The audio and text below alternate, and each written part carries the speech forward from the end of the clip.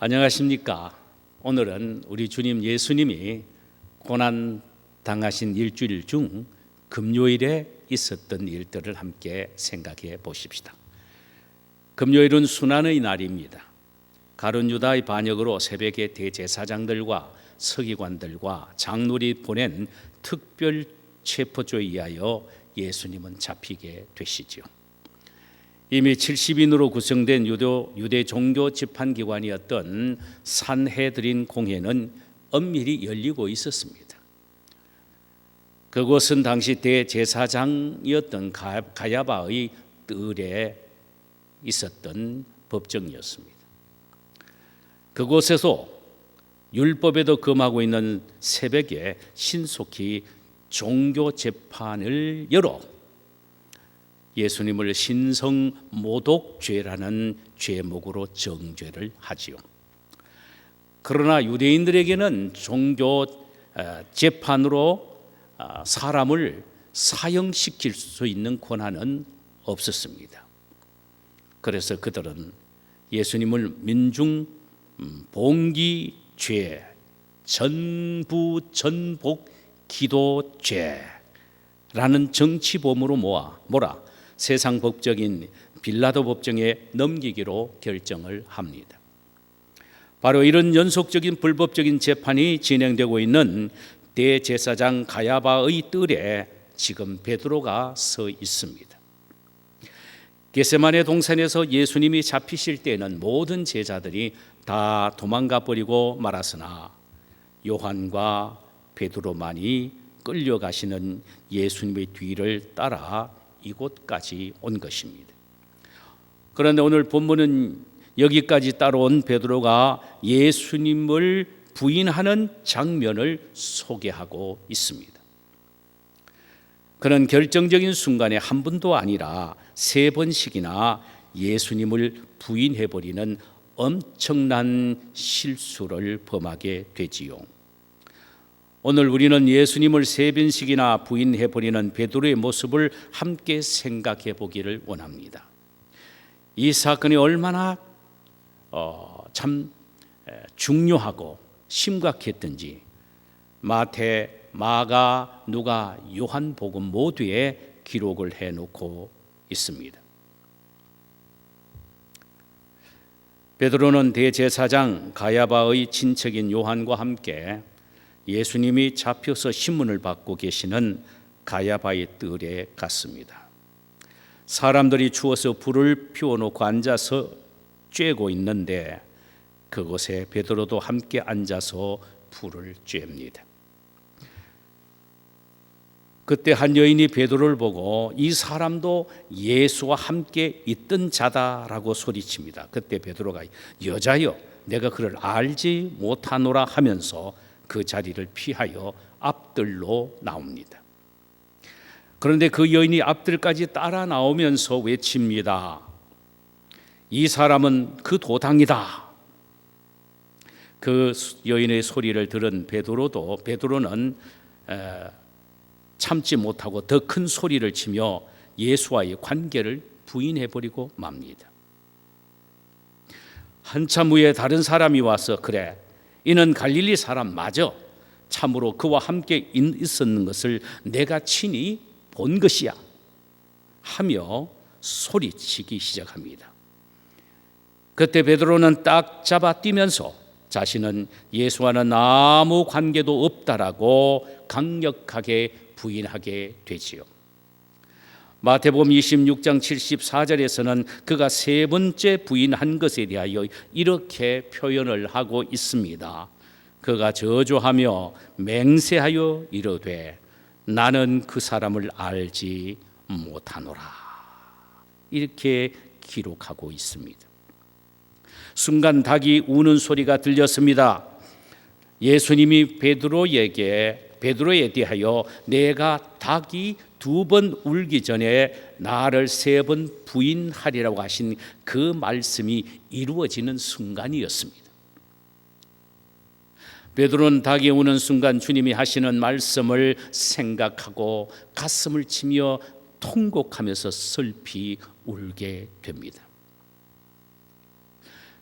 베드로의 실패는 잊을 수 없는 처절한 실패요, 있을 수 없는 최대의 실수였습니다. 베드로는 참으로 신앙이 좋은 사람이었습니다. 기독교 역사에서 주님에 대해 주는 그리스도시요 살아계시는 하나님의 아들이라는 가장 완벽한 신앙 고백을 했던 사람은 베드로 외에는 없었습니다. 예수님은 기맥힌 그의 신앙 고백을 들으시고 반석이란 칭찬을 해 주시기도 했었지요. 그런데 바로 이 베드로가 결정적인 순간에 예수님을 3번씩이나 부인하는 실수할 수 없는 잘못을 범하게 됩니다. 베드로의 실수를 우리가 보면서 우리도 얼마나 실수할 수밖에 없는 연약한 존재임을 생각할 수 있어야 합니다. 그리고는 오늘 베드로의 실수를 통하여 왜 실수했는가 하는 그 사실을 함께 살펴보기를 원합니다. 첫째로 그는 주님에게서 너무 멀찍이 떨어져 있었기 때문에 실수한 것입니다. 누가복음 22장 54절에 보니까 베드로의 응구주춤한 태도가 실패를 자초했음을 이렇게 표현을 하고 있습니다. 예수를 잡아 끌고 대제사장의 집으로 들어갈 새 베드로가 멀찍이 따라가니라고 했습니다. 마태복음 26장 58절에도 베드로가 멀찍이 예수를 따라 대제사장의 집들까지 가서라고 했습니다.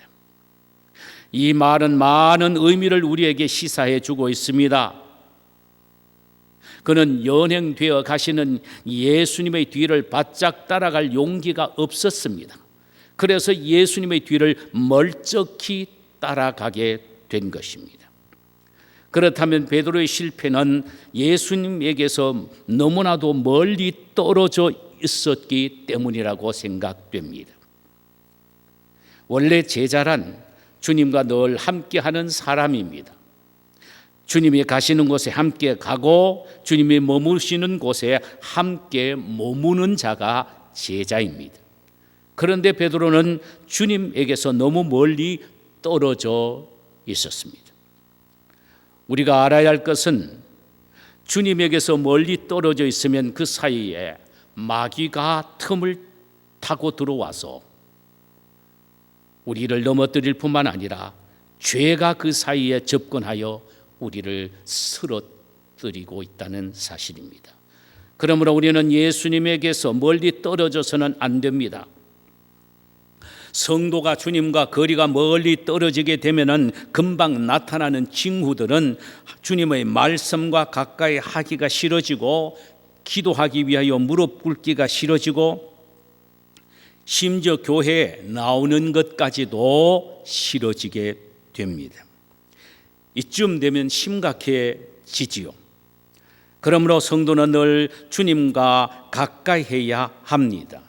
다윗은 하나님께 가까이 하기를 얼마나 애를 썼던 사람인지 모릅니다. 그래서 시편 73편 28절에 보니까 하나님께 가까이 함이 내게 복이라고 외칠 정도로 그는 하나님께 가까이 하기 위하여 몸부림을 쳤다라는 말입니다. 성도는 주님과 가까이 하는 존재임을 주님과 동행한다는 말로 성경은 표현하고 있습니다. 노아도 주님과 동행했고 에녹도 주님과 동행했습니다. 믿음의 사람들은 다 주님과 동행했던 사람입니다.